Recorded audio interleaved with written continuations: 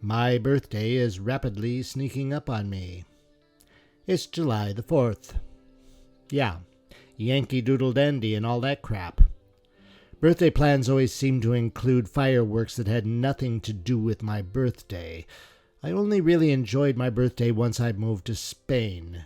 That date is just another day here, so I can consider it my special day and not share it with 320 million other people who aren't really aware what those fireworks actually symbolize.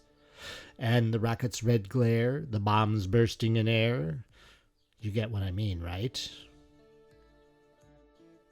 And I'll be completing 66 years among us on this 4th of July. I usually celebrate that date with a barbecue, probably chicken shish kebab, artichokes with garlic cloves and olive oil, potato salad, beer, and little American flags I printed up and strung like a garland a few years ago as an appropriate decoration. My brother Bob, who lives in Scotland, used to set up a tent in his back garden every 4th and give a big Independence Day barbecue for friends and family. I think he was almost always the only real U.S. citizen at those gigs. I don't know if he still does that. He gave up on organizing the Halloween haunted house years ago. This year I've proposed something different. I don't want to make my own birthday cake and barbecue spread. I don't even want to be at home. I want to book a room in some historic city not too far a drive from home, spend a couple of nights in that city, pretend to live in that city, walk the streets, enjoy the nightlife, eat at restaurants, visit the museums and historic neighborhoods, wander in the surrounding countryside. I want to dress up, look good, just enjoy being somewhere I don't live, but could live. It's kind of a part of a plan. The number that is displayed on the chocolate cake is always 1 digit higher than the one from the year before. 66 will become 67 in just a little over a year. And in several years, that number will swell into the 70s, perhaps 80s and 90s. Those 3 decades will certainly be quite different from the 6 that preceded them. Now, since I lost my job back in 2021, I've been happily playing at being a retired person. The word retired itself is actually not all that accurate, but I've been using it kind of metaphorically for decades now. When I quit my full-time job in New York City back in 1984 and began working part-time as an ESL teacher, I convinced myself that I had retired since I was spending most of my time not working just enough to supplement my income, kind of like a retired person might do to supplement his or her retirement pension. The thing is, there wasn't any pension there to supplement. Not having a pension certainly didn't stop me from hanging on to that concept of being a kind of retiree. I was fully into the idea that I shouldn't have to await my last decade or two to enjoy life, that I was doomed to prioritize the whole work for someone else concept for decades before I'd have the chance to enjoy my time here on Earth. Since 1984, I've not had a full-time job, though I have worked full-time here and there when it was convenient, and one time against my will. On losing the job in 2021, for no better reason than that the owner of the small company I worked for decided to retire himself, shutter the business, and spend more time with his retired wife, well, I was still of a working age. In the graduated increase of retirement age here in Spain, I wasn't going to be eligible for retirement until I was 66 years and 9 months of age. That's next April. So I could receive a small unemployment stipend, and yes, it was small, up to the point that I could then receive a too old to be employed stipend that turned out to be the double of the unemployment stipend. And next April I will begin to receive that retirement pension. The unemployment was my right because I'd worked and contributed to those funds. The 6-month extension of the unemployment was also my right. The too old to be employed aid, well, that one was a bit more difficult to apply for. The system in Spain is based upon the accumulated years you have contributed to the arcs of the Social Security system. You needed 15 years minimum. Now, I figured that was no problem. I'd been working for 20 years in Spain. Then I opened the official web page to fill in the online application form and looked at my personal statistics and found that I was only listed as having worked some 8 years and a handful of months. This was possible because I had been working part-time for all those years. Employers, upon contracting employees for part-time work, reported a percentage of the normal working day being worked. The lower that percentage, the less the employer has to pay in Social Security contributions, saving the employer money but screwing the employee in the future calculation of his or her pension. That 15-year minimum was actually the accumulation of days worked, and in my case I'd only worked around 50% of the days needed because 1 day of work in my case varied from 20 to 50% of a full day according to my employer. The kind civil servant at the Social Security Agency here in Spain explained that if I could get information from the U.S. Social Security, that information could be combined with my Spanish statistics and I might make it past the 15-year minimum threshold. She also told me that there were 2 important events on the verge of occurring. The United States and Spain were on the point of signing a new cooperation agreement that would place retirement in the hands of the country that was most beneficial for the citizen/resident, and the Spanish government, bowing to urgings of the European community, revised the day/year calculation formula so that every day worked was considered a full day instead of that arbitrary percentage assigned by an employer trying to save tax payments. Both fairly good news for me, as I was facing a real-life retirement without any income at all. The U.S. Social Security thing was useless. I'd hardly worked up 29 of the 40 points to qualify for anything from that program. Yeah, I've been living in Spain since 1989, and my work record in the United States was pretty poor. Plus, the report they needed to send to Spain never managed to make it here. I'd had to write to the U.S. Embassy in Madrid. I also downloaded anything I could find with data, turned those documents all in here, and watched the news for information. The U.S. and Spain signed that agreement. I sent my poor 29-point information from the U.S. Social Security website with a copy of that U.S.-Spain retirement agreement to that nice civil servant. I got the Unemployment Administration to inform the Spanish Social Security Administration that the recently made law year count calculation adjustment put me square into the he gets the too old to be employed benefit.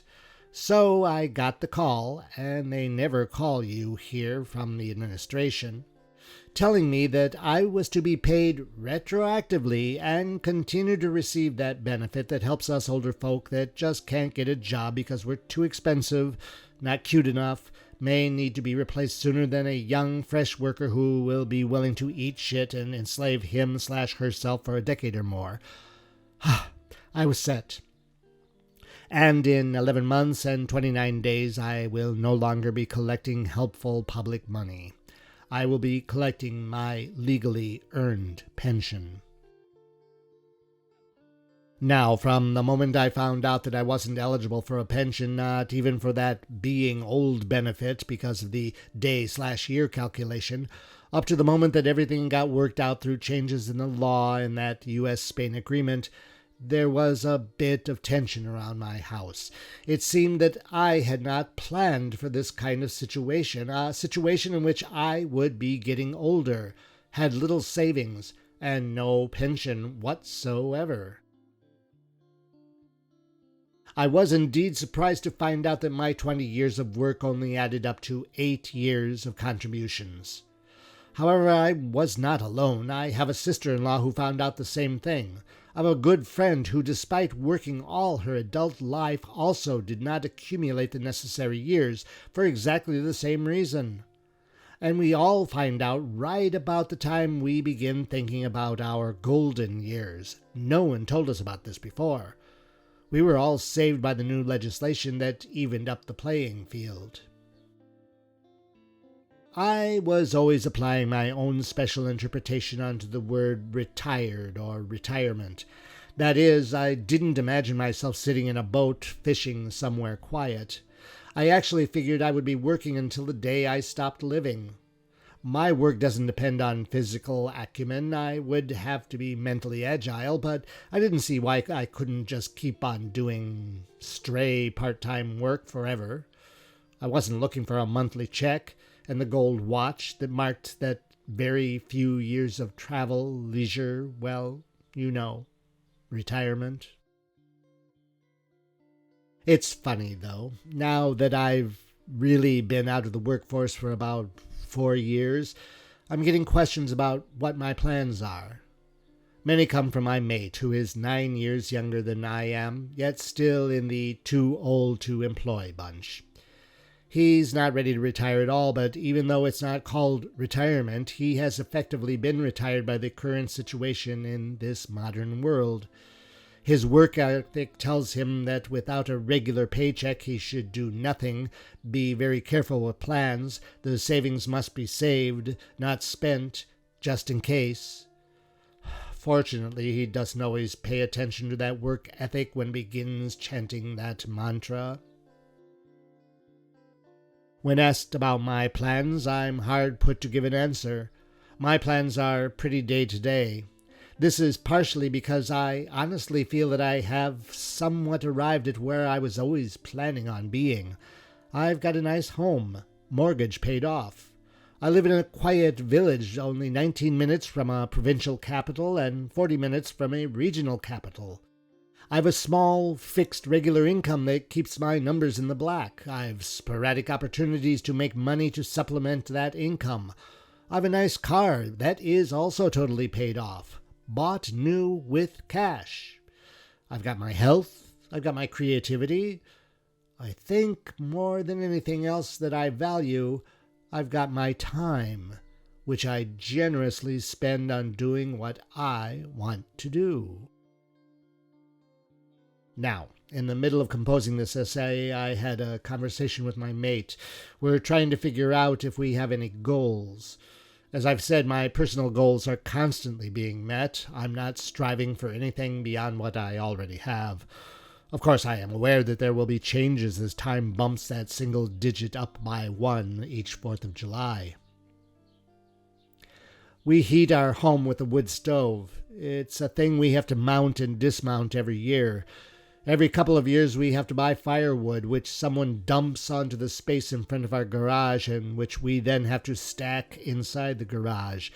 That's a pretty big job. I can still do it. We'll probably be able to do it for another couple of years, but I'm actually repeating the words central heating system with more frequency. Everything we do outside of our home life involves a car. We drive to the store, we drive to cultural events, we drive to regular doctor's appointments. Our village is limited to a small pub run by one of our neighbors. We don't frequent this pub, we're pretty private people, which also means that we have very little contact with our neighbors beyond the general polite exchanges in the street when we cross paths from time to time. We have no family nearby. I'm the oldest of 3. I have contact with my younger brother, but he lives in Scotland. Were something to happen to either of us, neither of us would be of much help to the other. And our sister has kind of gone off the grid. Haven't heard from her for over 3 years. My mate has family about 2.5 hours from here. His parents are elderly. His siblings are rapidly entering stage 3 birthday candle age. So we talk about leaving our home in the village. Installing central heating will not fix the garage door that is heavy to open.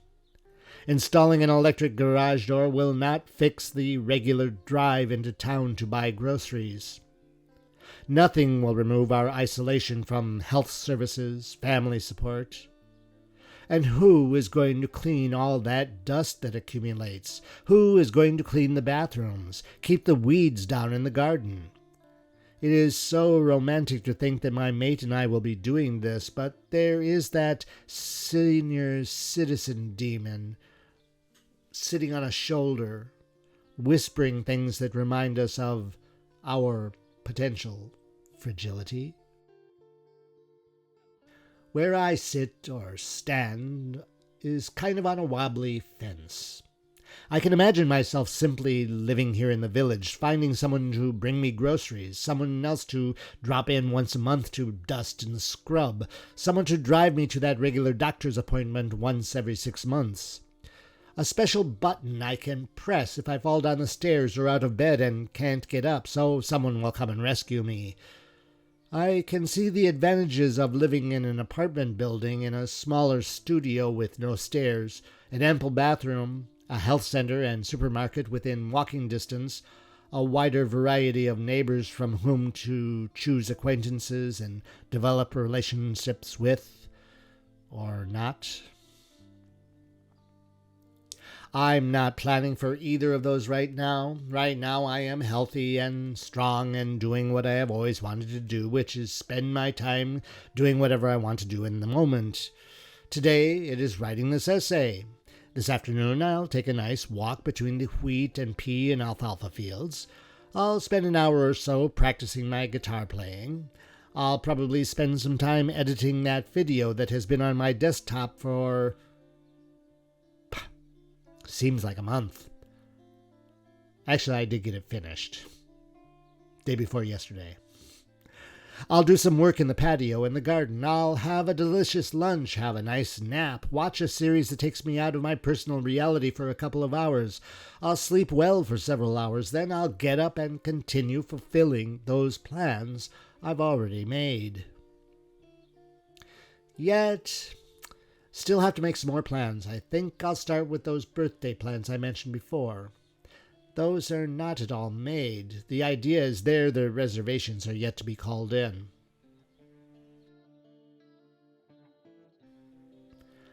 Thank you for listening. Please remember to listen, like, subscribe, and share.